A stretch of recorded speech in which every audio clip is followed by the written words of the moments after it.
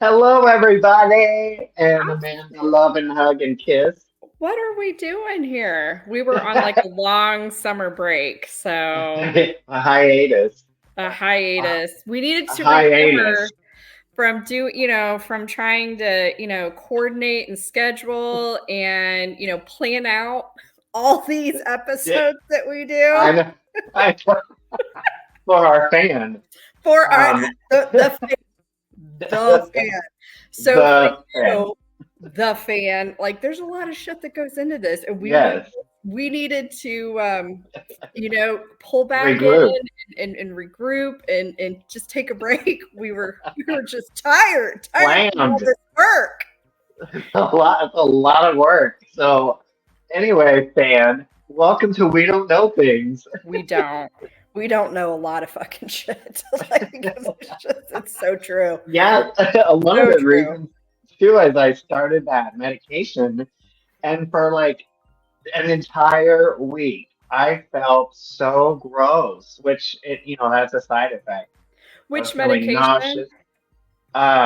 Lexapro. Oh, so It's I for so you did go anxiety. on that. Yeah. Yeah, so Yeah. I'm on my now it's the third week. So I tried the first week, and after a week the nausea wasn't getting any better, so I actually sent Mm. my doctor a message because they start you on 10, and then after 2 weeks they increase you to 20. Right. Well, the 10 was even like, it was messing me up. So she's like, go ahead and drop down to taking a half a pill once a day and see if that gets better in a week. So that still took me a little bit of time because I had to readjust back down.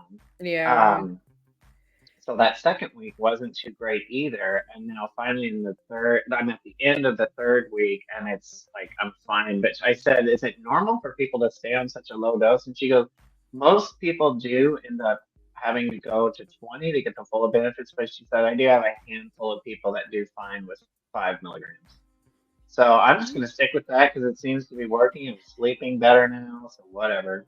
Nice.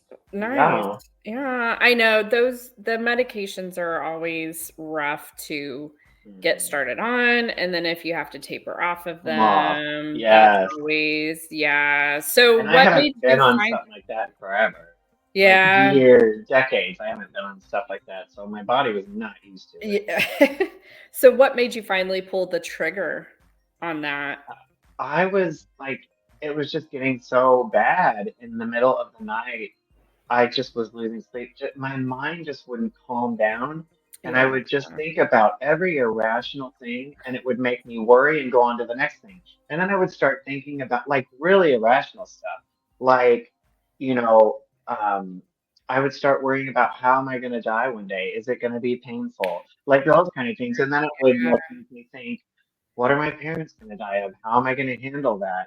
How are we And it going to just get down spirals. there in an emergency? Yeah. 'Cause it's a 7 hour drive. So how would we get down there in an emergency to go see them? Or like, would I be there in time for like a funeral? Like all these weird things. And then it just keeps going. And I'd be Mhm. like, well, how is Jason going to die? Which of us is going to go first? And it would and then I'd be like, oh my gosh, I need to make sure I get this done at work. And then that would spiral into something else. So it was just that, all these things. And then on top of that, because I just have a constant brain of like noise, there's always like a random song going through my head. Mm. So it's like torture because the same part is like a broken record, just keeps playing over and over in my head. And so what I do a lot of times is discovered the police scanner dispatch because you can listen to it all night live, and it's just something to listen to that takes my mind away from life. Yeah. So I can listen to that. But then I started blocking that out with my thoughts. So Oh, that wasn't working yeah. anymore. And I just wasn't getting any sleep.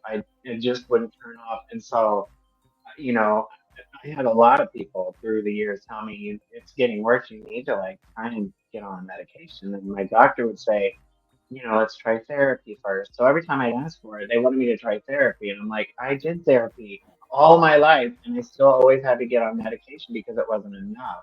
So Right. I actually took a different route and went around her, and I subscribed to that hymns. Oh, You can, and okay. they do anxiety medication. So it's all online. You can talk to the doctor online, and then they send you the prescription. So I did let my personal doctor know. I went around you. I apologize. I really needed to go this route. I felt like I was getting too much pushback from you. She was so understanding, and I said, but I do want to continue it under you because I don't want to keep paying out of pocket for this prescription. So she said, that's fine. Let's get a follow up in 4 weeks and see how it's going, and we'll go ahead and continue on that so that I can cancel that stupid. It was $147 for for like this until October, and October would be another 147. I'm like, I don't want to do that when I can get it from my doctor for probably like less than $5. Right. So that's a long story, but that's what made me finally do it. And like, I'm already feeling a lot better. So Well, and the one thing when you were talking about how you apologized to your doctor for going around her, like that highlights a problem in the medical industry that you felt like you had to do that. Like we're our best advocate and honestly, they see how many people a day. How and how long is your appointment? I mean, let's just say on average it's 20 minutes, right, okay? I mean, yeah. and you're fucking there for 2 hours, right? Hmm. That's the irony of it is that you Yeah. wait longer than you're actually speaking to somebody. And And I explained that in my yeah, email to her. I said, I know myself better than you do, no offense. And I know that the medication is what I need instead of just straight therapy. So, in my apology email, I did mention, I know myself better than you do. So I was honest. I wasn't mean. I was just honest to her. Like, I've got to do something and I'm not getting it from you. So, yeah, yeah. But that's the thing though, is like to feel like you have to do that. Like I yeah. just, I recently found an integrative health clinic. So it's kind of becoming more popular. It's outside of general practice. Insurance doesn't cover it. I mean, it's been a couple of grand out of my pocket personally to have Wow. all these tests done, but these are people like each of my appointments, like even my check in to follow up. So Wednesday I went in, I was there for 2 hours, being interviewed, talking through my supplement plan, having my blood drawn, having other lab tests done, like Wow. all there, like you don't, that's unheard of. Like every Right. other time through conventional medical, You you got to go go back. in, Keep going. yeah, you got to go back, you got to go to the lab, which is usually in a separate building, and then Yeah. you don't even know what they order.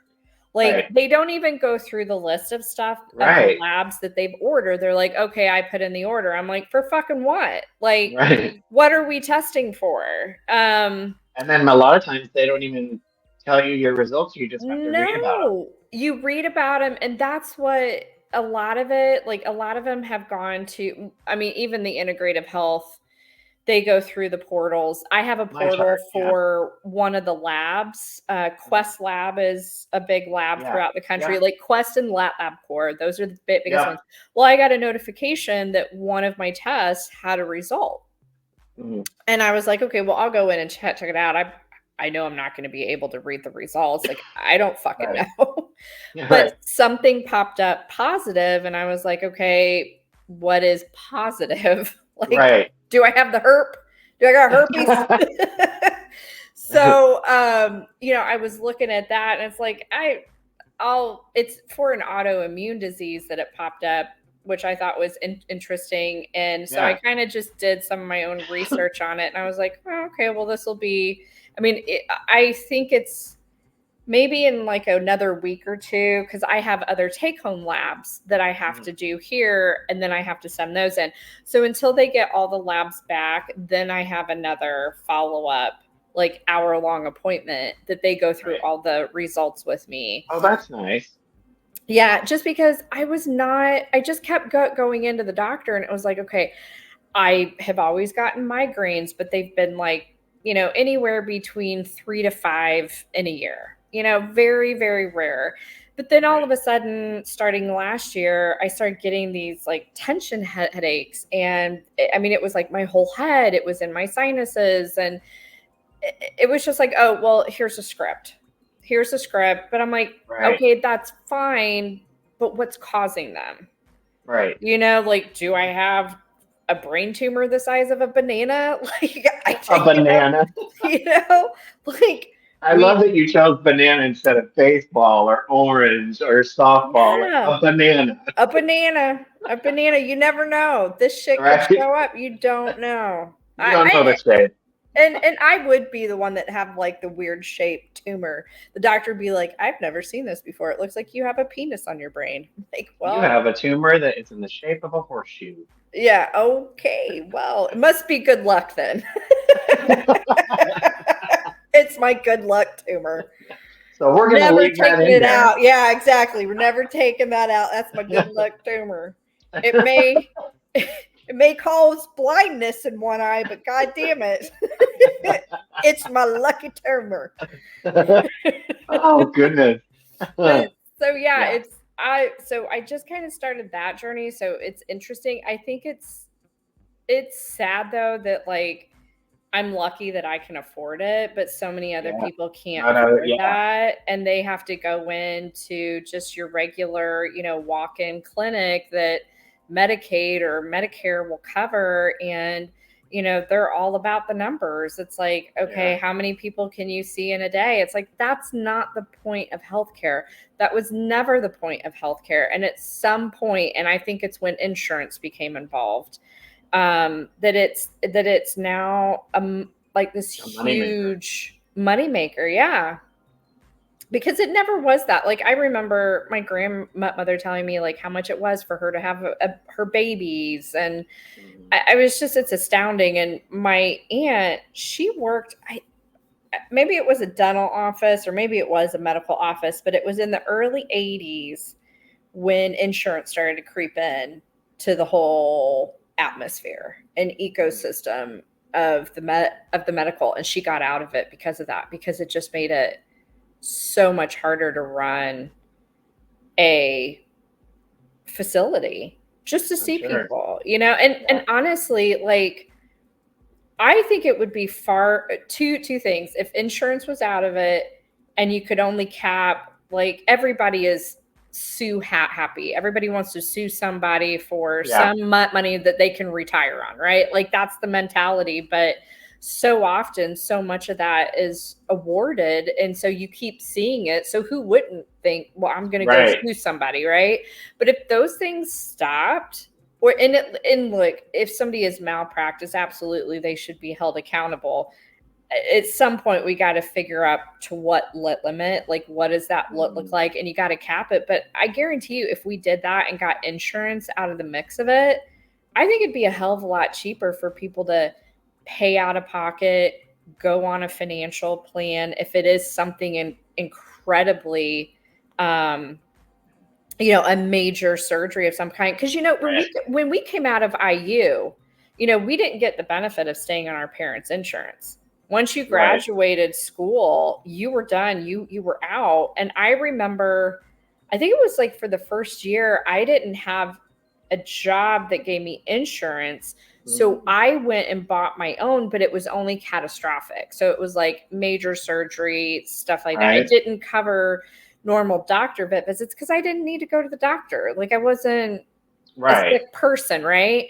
And Yeah. even there, if I had to, it was usually like an urgent care of some kind around at that time, that it's like Yeah. you went in and probably paid $40, Yeah. It wasn't you bad. know? Yeah. No. And my insurance a month, I still remember, was like $54 to cover up to like $100,000 Hmm. in medical bills. I'm like, you couldn't find that today. Like, there's no way No. that you No. would be paying $50 a month. And it just kind of blows my mind on that. Yeah.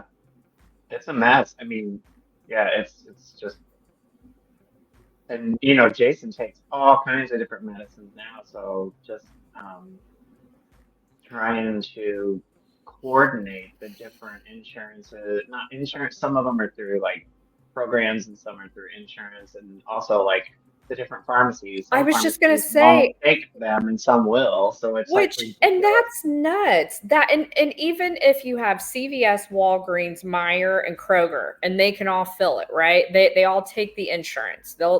And they have the medicine. All of them are at a different rate, and I don't fucking get Yeah. that.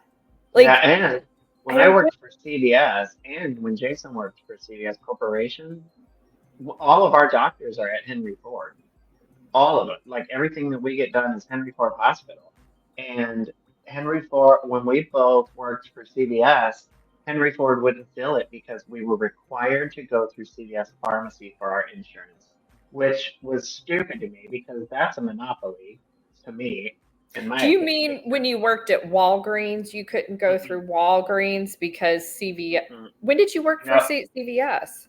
I worked for a company called Meritain Health, which is owned by CVS Corporation. It's a Oh, third okay. party administrator, and they're Okay. owned by, so everything was under, I was considered a CVS employee, but I was in customer service and insurance. So I did Got like it. explaining insurance to the customers through the different health plans that CVS offers. And then Jason was a manager at a CVS retail store. And so theirs was under CVS Oh, okay. insurance as well. So we could not get our stuff filled there anymore. We had to go to CVS, which was so inconvenient because typically at Henry Ford Hospital, you go there and everybody you need to see, including the pharmacies, are all in that building. Right. Right. Everything, like colonoscopies, all the stuff is in that same place. So it was always nice to go see your doctor, then go to the 15th floor and get your prescription filled, not Right. even leaving the building. Right. Now it's like we go there, see our doctor, blah, blah, and then have to go drive to CVS after they call it into the CVS Yes. and then wait for it there. It's just like, they just made it super like convoluted. Inconvenient Yeah. And it was for like, one. I'm so glad neither one of us have that anymore because that was ridiculous. Yeah. Then there's that Good RX Hmm. program, and I've heard a lot of people have had like crazy success with Yeah, I've heard about that. that too. Yeah, and I have no idea how that works because you don't pay into it. Like you Yeah, I don't don't pay to either. be a part of it. So I don't understand. It's like you show up with a code. And I'm Yeah, like, I don't like, I okay, don't get who's it. getting the money? Because money's got to be Nothing is coming. free. Yeah, Right. yeah. Like, Yeah. okay, where's Mm. this coming from and where is it going? But no, so hopefully I've just been feeling like crap for like over a year now. And I'm just Yeah. like, every time I go in, and especially being a woman at 44, this is the start of perimenopause, which can Yeah. last 10 years. Oh Yay, God. being a woman. And it's just like your hormones, just like they were when they were a teenager, are all over the fucking place. And Yeah. so you can have all sorts of problems. And, I was even talking to my doctors who are both women, my gynecologist and my GP. And I'm like, okay, here's my age, here's what I'm feeling. I've kind of read up on hormone replacement therapy. Like, what does that mean right now? Like, how do we kind of regulate some things? Oh, this is all normal. Mm. You shouldn't go on HRT until you're in menopause. And I'm like, so for 10 years I have to be fucking miserable? That's what you're telling me? So Wow. I'm paying you to tell me I'm fucked. Well, Jesus Christ, I could have gotten that out of a fortune cookie and Right. had a meal with it. Like, If I'm gonna feel like shit, I might as well eat Chinese food and look at a fortune cookie at the same right? time. I might as well eat lo mein with chicken and then get a shitty fortune cookie. Yeah. That, some old Chinese guy is typing up in the back room and baking them. Yeah. Like, you all know that.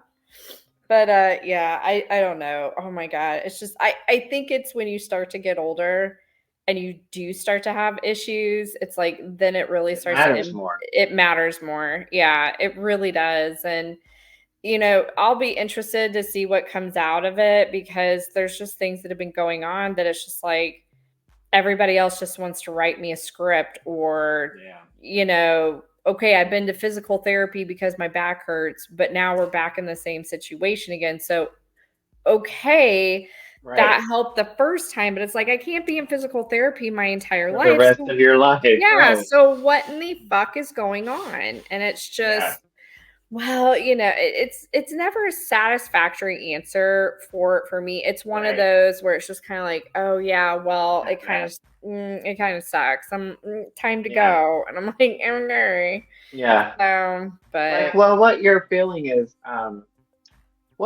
normal. Yeah. We'll see you in 2 weeks. Okay. Okay.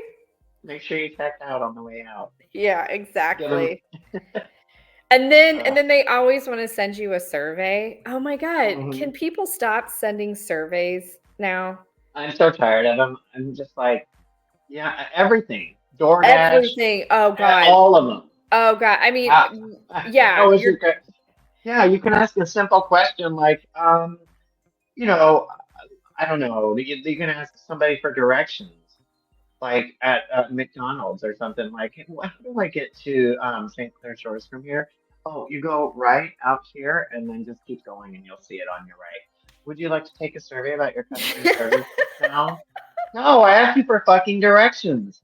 I asked you. It's about everything. And it cracks me up too, because like your example of DoorDash, it's like, what the fuck am I rating on? You had one job.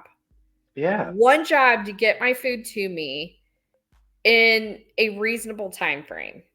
Right. Like, and now they even have it to where there are places like there's a place over across the street called Collect. Well, it's not. I don't know if it's still open, but anyway, all of their craft beers are in those like 16-ounce cans that are like this, and they're all different like hoppy brands from local breweries and stuff like that. Anyway, so and it's in a refrigerator where you grab it, you take it to the counter to be rung up, and then they just go and they sit it back down on the counter, and then you pay on the little screen, and it says, "Would you like to leave a tip?" All you did was open the fucking can. I know that. Okay, so the surveys and the tipping. Like, let's talk about on the tips, right? When you go into like Starbucks, I'm like, but your job is to make coffee. Right. What else are you doing that is eliciting a tip above and beyond what your wage is? Right. Like, I don't. I look back. It's like I worked at Subway. And now you go into Subway and they have tip jars. Yes. Too. You're making a fucking sandwich. That's what you were hired to do. Like, well, it's we just went this week, and it's on the little thing you pay now if you want to leave a tip. And when I noticed that this specific one, where like you can hit the tip or you can hit no in the bottom right corner, and it's a touch screen. They have a sticker over the no to hide it. Oh, that's shitty. So I guess hit tip and enter 0. Right. A penny. Yeah. Oh my God. And don't get me wrong, I don't want these people that all of these people watching this podcast to be like, you know what, tips are necessary and blah blah. I don't want all this backlash. Like, go fuck yourself. Tips are necessary for bartenders and servers and stuff like that. That's not what we're saying, ladies and gentlemen. So don't come for me. Well, and actually, even bartenders, they're paid a going wage. It's only servers that are tend to paid a serving wage, a waitress wage of like the $2.13, which is so fucking dumb. Just make them. I mean, if McDonald's is getting $17 to $20 an hour, pay your wait staff that. Like, I love going to Europe because you don't have that. You do not have to tip. No. Oh wow. There's no tip. They pay well enough. Because it's a standard wage that they do. And a lot of the times, like in Italy, when you go into a little cafe, they usually have a whole bar at the front that they have the machine behind it that they're making your coffees.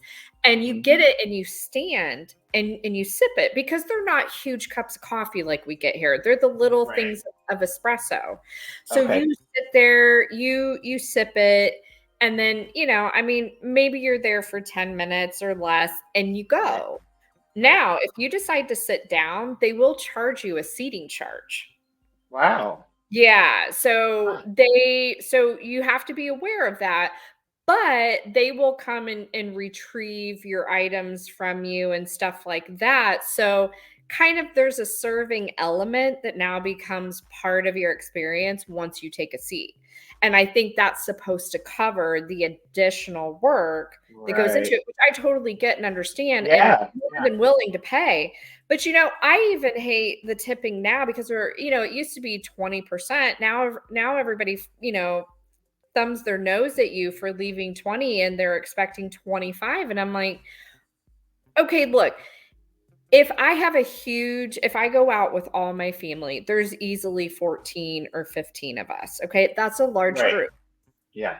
And usually it takes a lot to manage all of that, keep all of your Yeah. drinks filled. Like I did serving, I did bartending. I know Me what too. that's Yeah. like. Yeah. And it's Yeah. like, at that level, I'm like 100%. If they nailed it and did a good job to keep up with us, I'll give you 25. Hell, and if you knocked out of the park, I have no problem giving 30 because that isn't Right. work for that many people. Right. Not just the filling of drinks and the serving of food, but keeping it all straight, right? I mean, Yeah. just all of that. But when you go out 2 people and you're going to fucking Applebee's, really? It's a fucking hamburger and fries that I'm getting anyhow. Like nothing is really going into this, okay? Right. It's not. And the whole DoorDash thing, I Oh. I use it to go pick up. I place my order so many times to go pick up because I refuse to pay like $5 in delivery and other fees. Okay, fine. Right. Fuck you. Then you self-select a tip that you want me to give the driver. I'm like, then what the fuck are these delivery fees? Right. I don't get that either. I They're don't just hidden understand that. costs. Like, remember growing up and for the longest time, pizza delivery, like you tipped them, Yeah. but it was only a couple of bucks. Yeah. That was it, unless you had a huge party or something. And a lot of the times it's Right. like, if your bill came to like $26, I know we always gave him a 20 and a 10 and was like, keep the money. Like Right. that was you never really asked for change back. Right. That's just a Yeah. shitty thing to do. You just don't. Right. Right. But DoorDash, like literally your food, by the time you add these bullshit fees and the tip, it's twice the amount of what the Yeah. food actually is. And again, I go back to why am I tipping them? This is the job that they took to do was delivering your Right. food. So why is the delivery fee not covering that? Right. Not covering their hourly wage, not covering their mileage. Like, why am I tipping on top of that? Like this, it just, oh Right. God. And But then yeah, and there are times that like I've noticed with DoorDash because we live on the 19th floor. You have to tip them before they even deliver your order, and then they'll get here and they'll call and be like, "I'm downstairs," and like I'll be like, "Well, then I'm paying you to deliver it, so it needs to be at my door, not in the lobby." And I always tell Jason my argument is if I lived in a subdivision, the person doesn't you can deliver it to stop the at the main gate office. or at the Yeah. gate, at the entrance. Hey, And I'm say, here. "Hey, I'm here." I'm here at the No, you sign. bring it to my door. It's not different. I'm No. like, I don't care. And one person was like, I don't do elevators. And I was like, well, then I don't do my order. Bye. Like, no, you don't do elevators? Why are you in this job? Why are you doing it? And you know what? Yeah. That level, oh my God, it brings me to another point. The Are you level going to of say millennials? no, Oh, no. I mean, we're kind of like the very, very start of it, but I know. I don't consider ourselves that. I really consider ourselves I like the don't very either. end of Gen X. Me too. But the level of entitlement and hubris that people have of how important they are,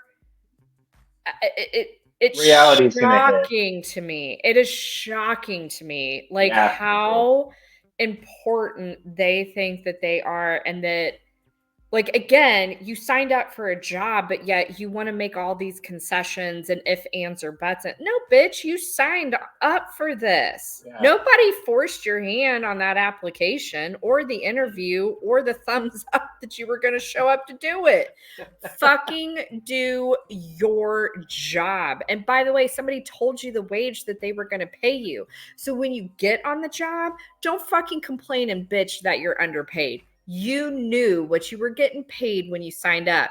You have a phone in your hand that is a mini computer. You're fucking on TikTok and dicking around on it all day. Here's an idea. Educate yourself. How much are you worth? But then these idiots would be like, yeah. Overestimate. Oh yeah, I was just gonna say that. I was just like, there's so many people, and I mean, I think we all kind of go through it because we've talked again. There's no substitution for experience, and No. you know the level of entitlement. Now, some people never grow out of that. You get a lot of Karens out there that are in their 60s, and I just want to fucking punch them. But a lot of the times it's just people that have never been through a lot in their lives yet. And so when you haven't done that, you just have no context of what truly is important, what truly is reality, what truly is something that you should fight for, right? Yeah. Or that, you have the ability to say, you know what, I'm going to expend my energy and time on X versus, oh my God, this is the end all be all. I deserve this. That's the other thing. I deserve this, which kind of ties into the entitlement. I'm like, look, nobody's coming to save you. Okay. Right. You don't deserve much of anything. I think that everybody should have a bit of struggle when they start out to get that reality check so that they can appreciate when they do, earn their first paycheck and stuff like that. Like, because then you realize the value of $1. And I think that has gone away. Especially, now money is all electronic. So it's like you don't realize how much you're spending. That's a good point. Like that physicality of it. You don't realize it's disappearing because it's just a number and you can ignore it so easily. But when you have $50 in your wallet and then all of a sudden you have two, you're like, fuck, what did I spend all that on? Right. I've got nobody budgets anymore. Right. No. Like, I don't care. Right. And it's one of those where also too, it's whatever they spend it on, they don't know, to your point. And then all of a sudden it's their mindset is not, oh shit, what am I spending it on? Let me take a look. Let me dial that back. Let me put some priorities into place. It's like, oh no. I'm going to go ask my employer for more money to keep my lifestyle the way that I want it. And I'm like, since when has that been the main priority of a business? Right. It's not. I don't know what world you live in, but goddamn, it must be nice to be in that fluffy world. But it just it shocks me unbelievably just how people behave and how it's always somebody else's problem. It's never theirs. It's never theirs. It's never accountability. Yeah. And I do think too a lot of the kids that are coming out of college now, it's like they expect to make like $70,000-$80,000 out of the gate. And I'm like, my first job was $36,000, and that was a lot, for, mine was the marketing. 27. Yeah, mine was 27 at Conseco. Yeah, $27,000 a year, and somehow I was able to pay my bills, my apartment by myself. I even got a new car on that because I knew how to budget my money. And granted, we can talk about inflation and everything like that, but I mean, $36,000. I had my own apartment. I had, and I was still able to travel and do the things I wanted to do. Now, I think some of the issue for them, unfortunately, is the price of education that they're paying. Oh, yeah. And, now they see all of a sudden, oh, fuck, I have 6 figures worth of college debt that I have to pay off. And you better make that money because you can't do anything if you're paying, $500 a month. Yeah. That sucks at that.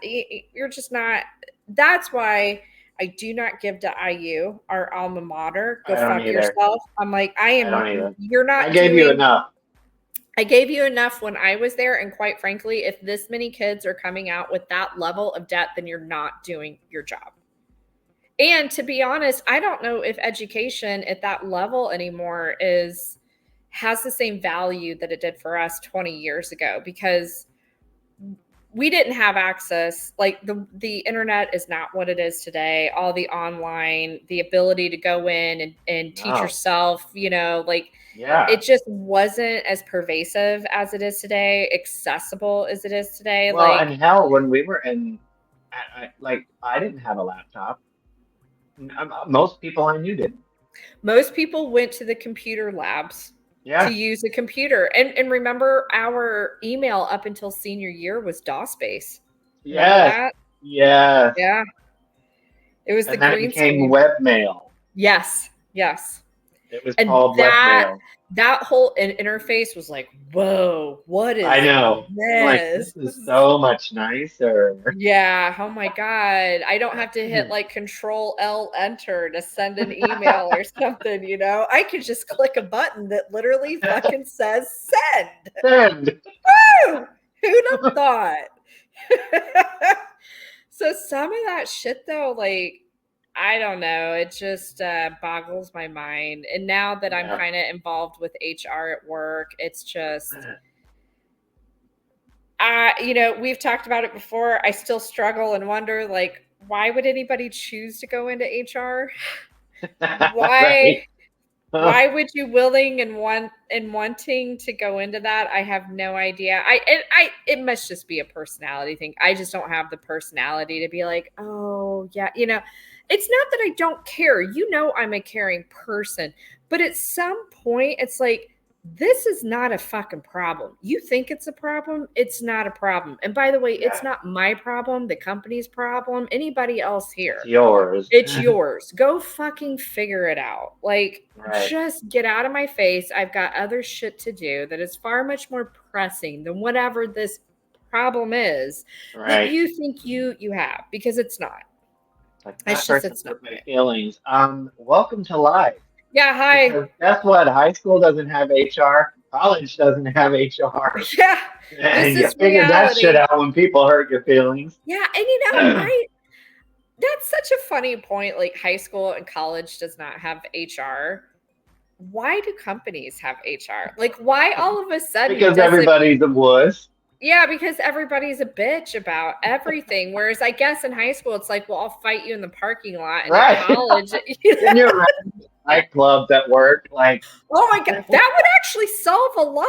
I know. I think we should bring it back. If somebody knew that they had to fight. Karen in the parking lot during lunch. Who wants to join? Let's do this. Karen from accounting pissed me off, and she's got it coming. Like, honestly, if people knew that they had a fucking throwdown in the middle of a parking lot for some bitch ass request, they'd be like, never mind. I'll figure it out. There'd be the fight cleanup room where you go in and have to change your bloody clothes and you go back to work. Like, oh, what'd you do during lunch? I got my ass beat. I got some reports to get done. I'll tell you later. Your eye starts to swell shut. You're like banging on the computer. Well, I should have kept my mouth shut. Yeah. Well, I know now going forward. Yeah. Don't mess with Karen. Shit. Yeah, like, Karen's over here making her cookies and like, yep, you should see the other guy. Yeah.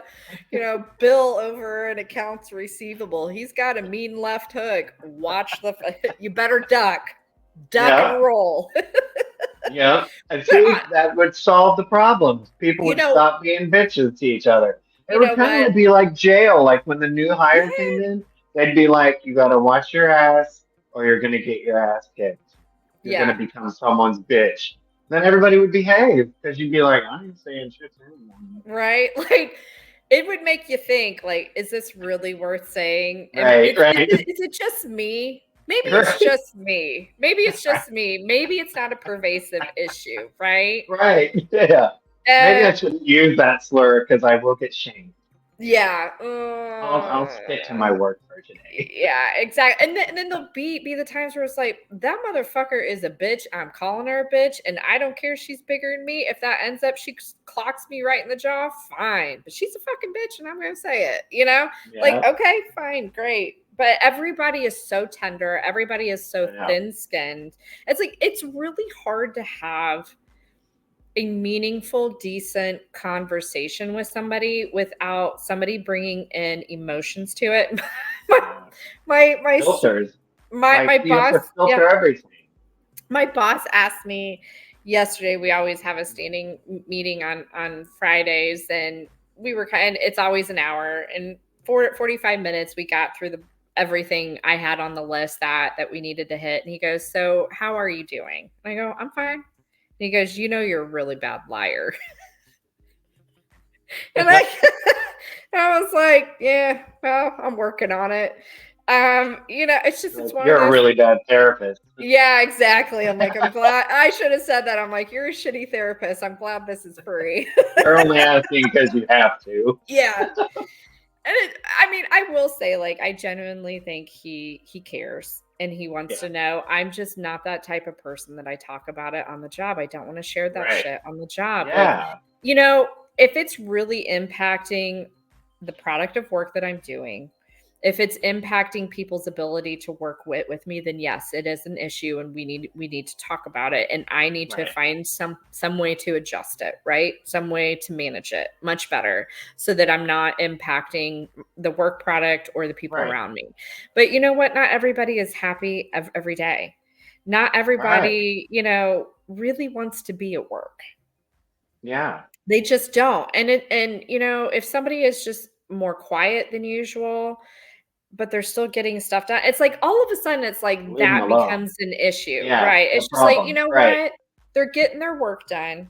They're Leave just them more alone. quiet than Yeah. usual. If you want to go up to them and say, "Hey, how's it going? What have you been up to?" and it ends up being a very short response, then that is Take your the hint. cue that yeah, that's your cue to be like, "All right, well, hey, if you ever want to grab coffee, let me know." Like, open that invite. But I'm just not a person that I like to talk about my personal things at work or Right. even really expand on things at work, even if like the origin of maybe what's kind of suppressing me is coming from work, because if it's something that I know is just a part of that job, of that company culture, there's nothing that's going to change it. Why waste time and talk about it? Right. Like, you can sit there and talk it to death, but if it's not going to change at the end of the day, I'd much Then you just rather. look like you look like a complainer. Exactly, and that's why, I really there's sometimes it's like he engages me, and so I kind of engage back, and then Yeah. I will tell you though, at the end of it, I always struggle with, I wish I would have kept my mouth shut.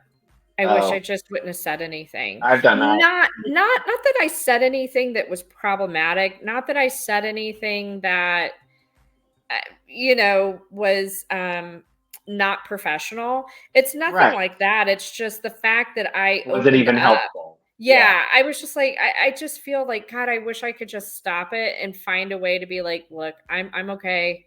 I'm fine. If I really am having a bad time, I know that that's on me to come discuss with Yeah. you what it is and what Mhm. I need.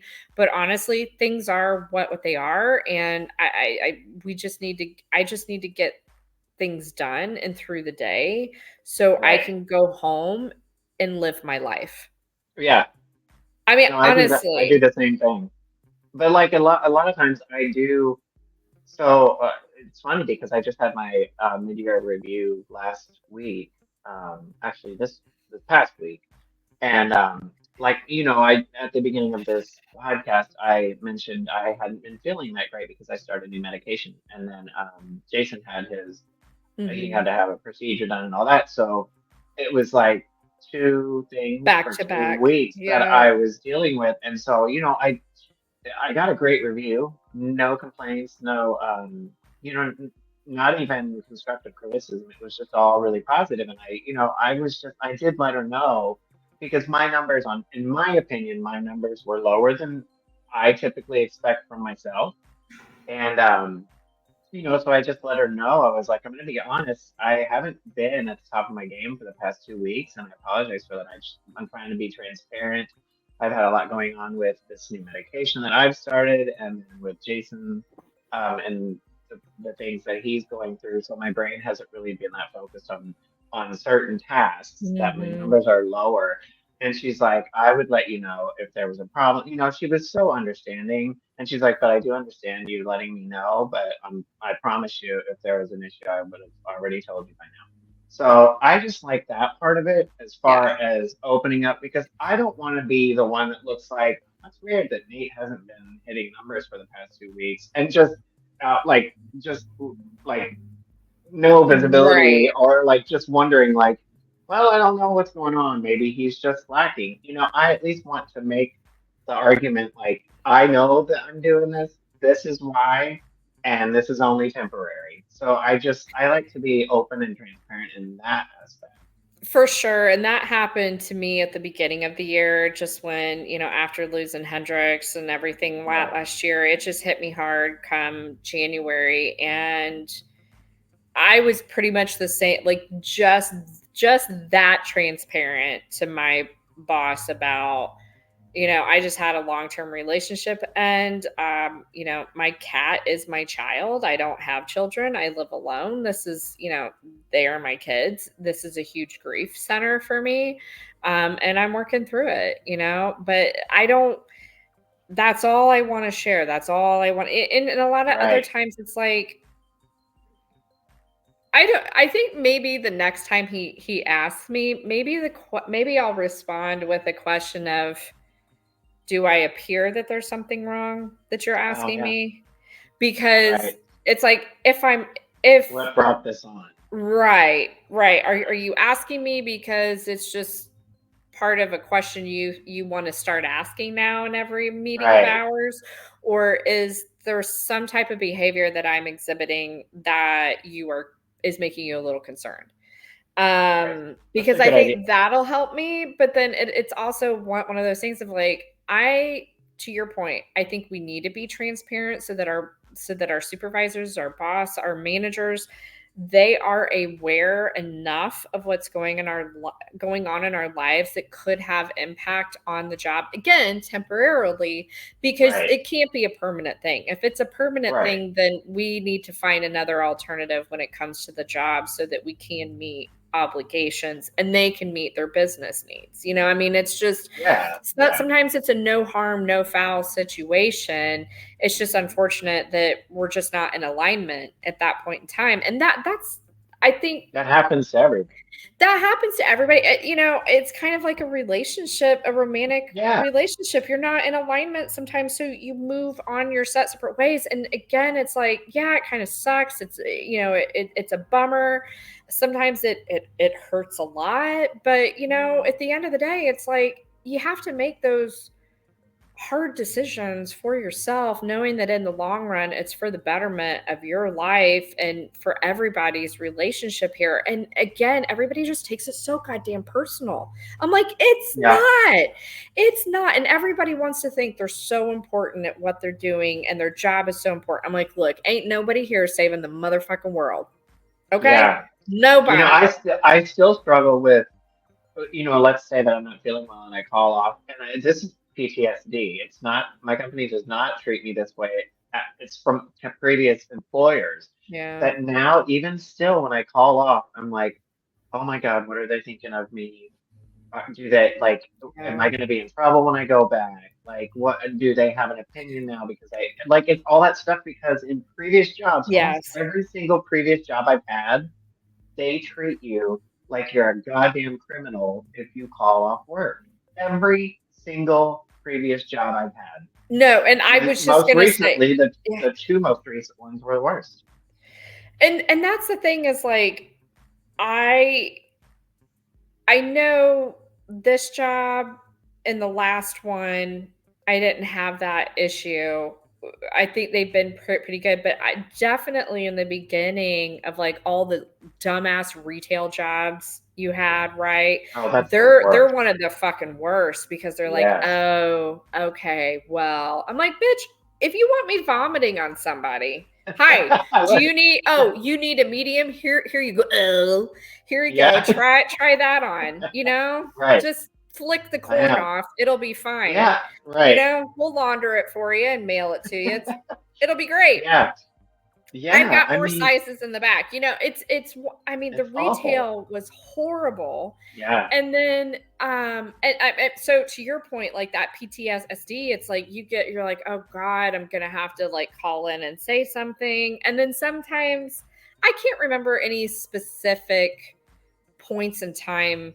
I just remember, yeah, I've always felt like that. Even now, it's just like I still try to quote work through the day, especially since yeah, work is remote now, right? yeah, So yeah, if I feel good for a good couple of hours, I'll go check some emails, do a couple of responses, do some light work. But it's just like, right. honestly, you should take that time for yourself and not do anything, because you're going to recover faster than you trying to even do a couple hours worth of work Yeah, to, stay ahead of stuff. But yeah. And a lot yeah, of times, like my current employer, like they're very they're just not micromanaging. They're not the yeah, company that does that much, and not in my department anyway that I've noticed. And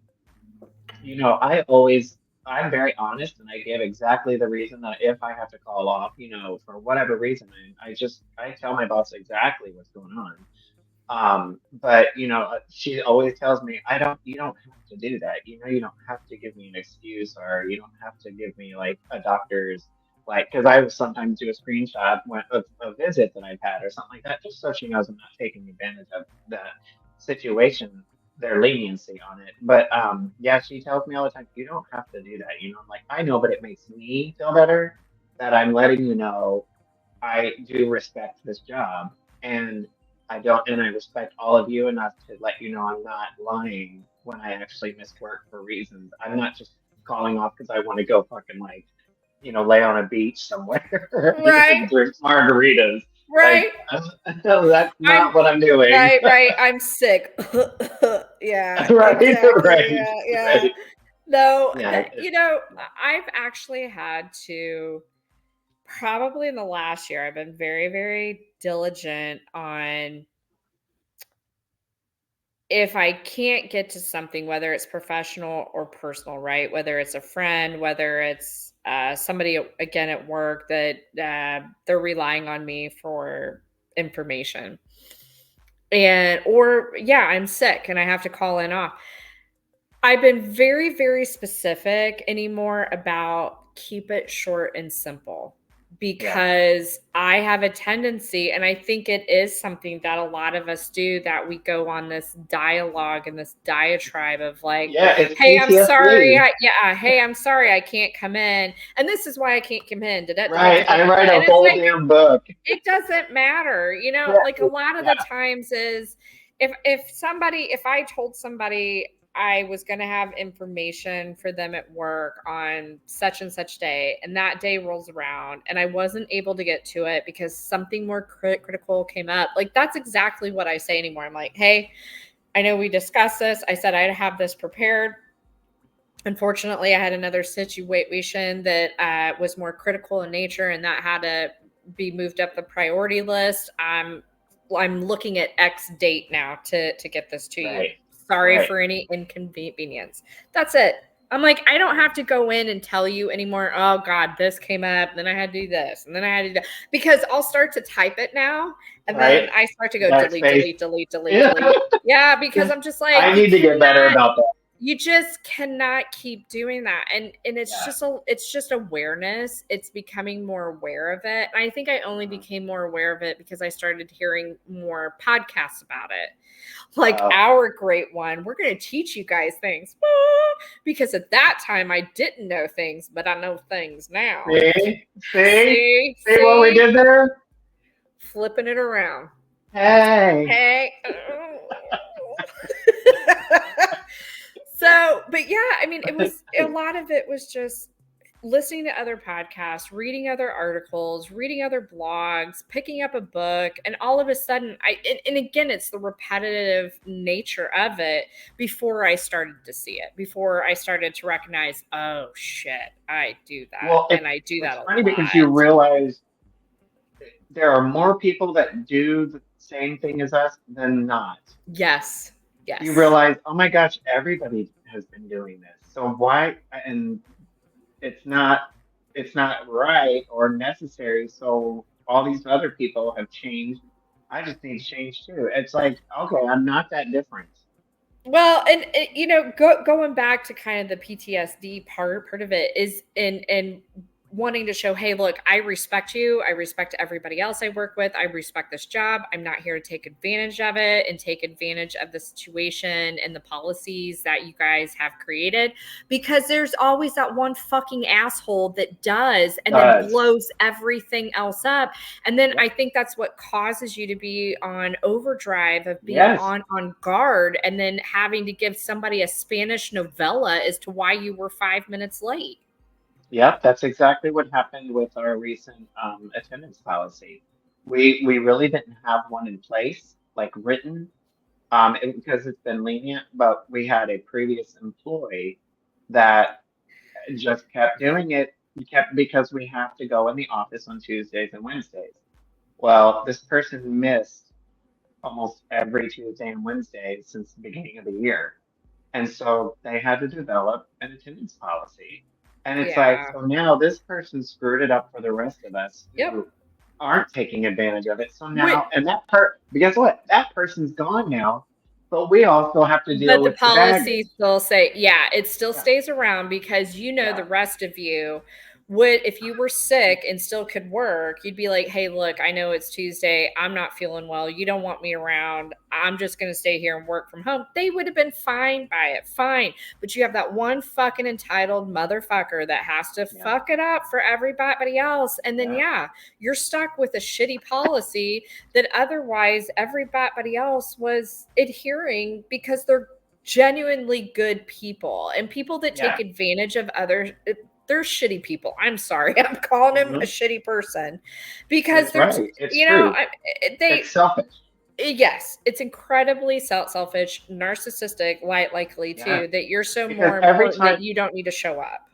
because every time that I've ever called off, my number one first like guilty feeling is who's going to have to work harder because Yes. of my absence. Yes. Because I think of others usually before myself, which Hmm. sometimes can be a flaw. But I still, if I have to call off, I'm like, oh my gosh, who's going to have to do this for me? Who's going to have to do that? Who's going to have to, those things. This person didn't give a shit. And that's the other part about like taking vacation too. You talk about PTSD, because it's like, I think in so many times in the past, again, just like being sick, it was so inopportune for everybody else. It wasn't what they said, but it was how they said it. You could hear the tone in their voice that Right. they were not happy with your vacation time. And it was just, then you always came back to a shit ton of work anyhow that you had to figure Yeah. out how to get done. And it Which and it usually was took always, 2 days. oh my god, it's like your vacation's always booked done with crazy ass Hmm. shit at work, because you're trying to get everything closed out and up to a point that you can leave Yeah. and give notes to everybody else so that they know what's going on in your absence. Then when you come back, sometimes it's like, okay, we didn't know how to do this, so we just saved it for you. And I'm like, Right. great, Yay. that's awesome. I get a And return then, present. and then you like regret taking that vacation because you're like, I God, honestly half the time regret taking the vacations that I take, yeah, because me too. inevitably it's like something blows up when I'm gone, Yeah. or something happens. I step back into it. And I'm like, I think it gets worse as you climb the ladder and you get into the higher Oh, positions, because if you're yeah. just kind of a worker bee, like first starting out of college and you're just staff, you don't have that much responsibility. Like what you're Yeah. doing, nobody else really has to do, because there's probably Right. five others just like you.